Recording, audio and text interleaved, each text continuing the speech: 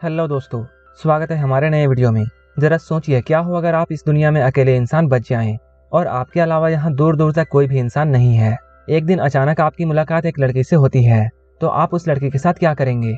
इसी तरह की आज की कहानी इस मूवी में हम लोग एक्सप्लेन करने वाले हैं, जिसका नाम है the last man on earth. तो चलिए इस मूवी को शुरू करते हैं। कहानी की शुरुआत एक वायरस से होती है जो कि हर इंसान को खत्म कर देता है, लेकिन एक आदमी जिसका नाम फिलिप मिलर है वो इस वायरस से बच जाता है। वो इस दुनिया का आखिरी इंसान है और वो पिछले 1 सालों से अकेला रह रहा है। वो अपने जैसे बचे हुए लोगों को ढूंढने के लिए अमेरिका के एक शहर से दूसरे शहर जाता है और उन्हें वहां ढूंढता है।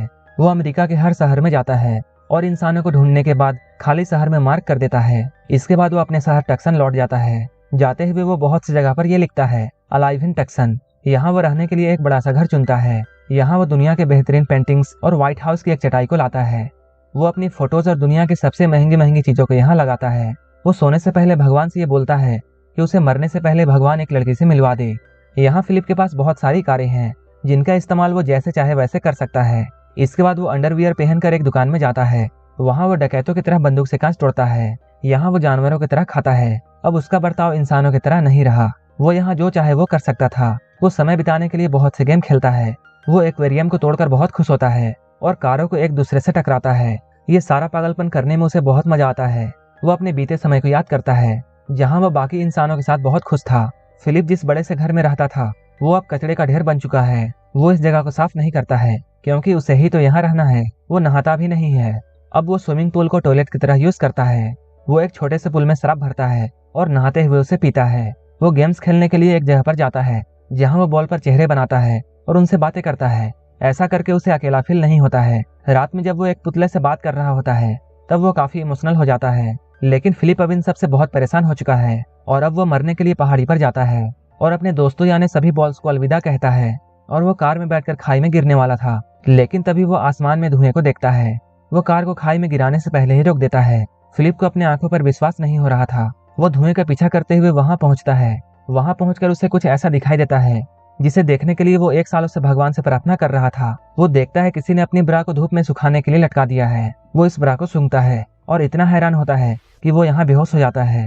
जब उसकी आंख खुलती है तब वो देखता है उसके सामने एक बहुत ही खूबसूरत लड़की है। वो लड़की उसकी सारी इच्छाओं को पूरा करने का वादा करती है और उसे चूमती है। तभी फिलिप अचानक उठता है और उसे पता चलता है ये तो उसका सपना था। उसके सामने जो लड़की है वो ज्यादा खूबसूरत नहीं है और उसकी उम्र भी उससे ज्यादा है। वो फिलिप को होश में लाने के लिए उसे सीपीआर दे रही थी। इस लड़की का नाम कैरोल है। फिलिप उससे पूछता है यहाँ सुंदर लड़कियां कहाँ मिलेगी। कैरोल उसे बोलती है तुम्हें पहले अपने गीले पैंट को देखना चाहिए। फिलिप जब बेहोश था तब उसने सपने में ही सुसु कर दिया था। फिलिप उसे समझाने की कोशिश करता है कि उसने अपने पैंट में पेशाब नहीं किया है, लेकिन वो लड़की बहुत डर जाती है और वो गन निकाल लेती है।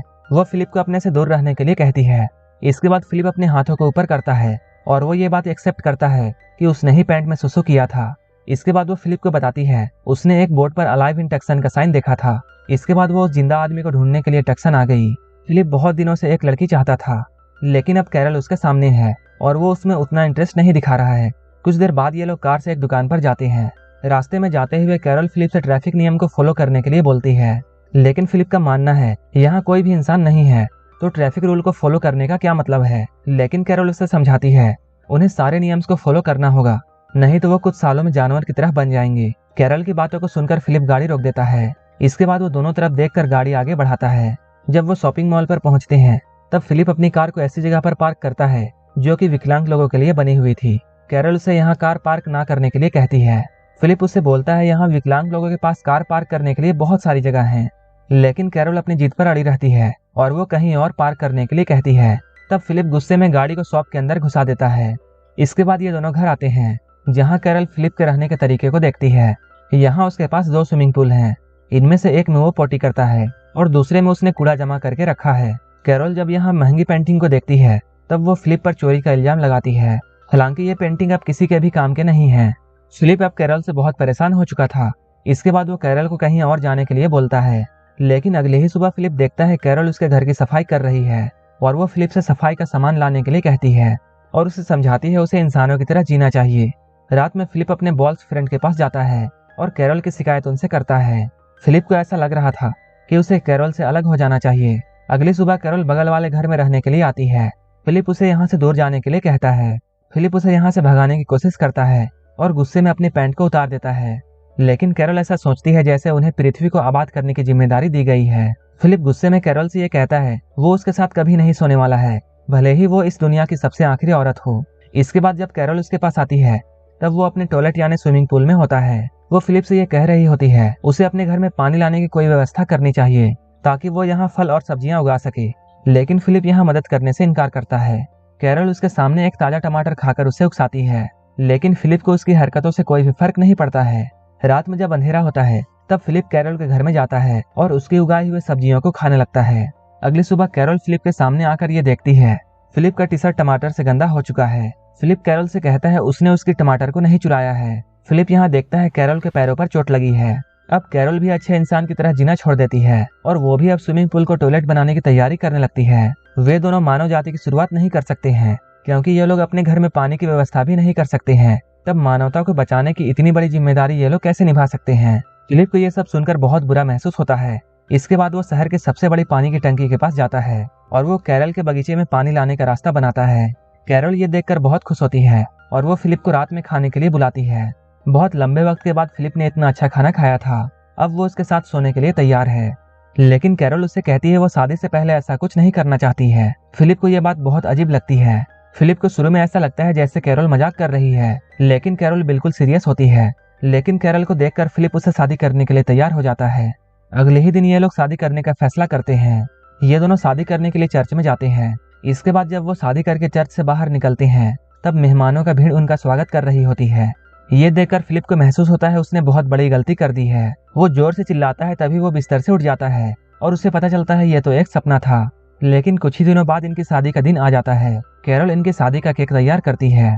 वहीं फिलिप को इन दोनों के लिए रिंग लाना था, लेकिन इधर फिलिप अपने बॉयफ्रेंड के साथ होता है और वो इनके साथ बैचलर पार्टी कर रहा था और वो अपनी बहुत सारी चीजों को आग लगा देता है।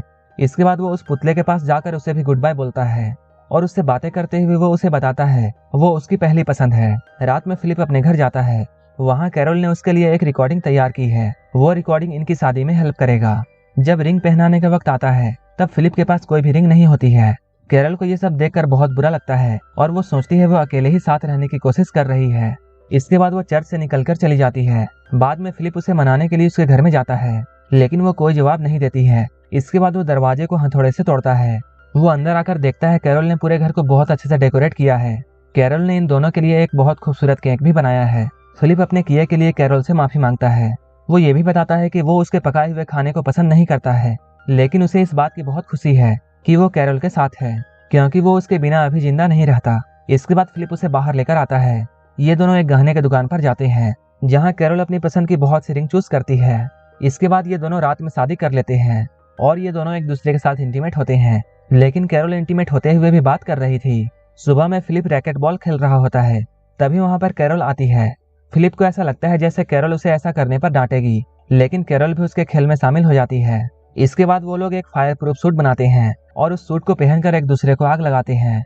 बियर की बहुत सारी बोतलों पर रोलर चलाते हैं। फिलिप अपनी पहली गर्लफ्रेंड से मिलने के लिए कैरोल को ले जाता है। कैरोल उस पुतले को उसके पति पर डोरे डालने के लिए मारती है।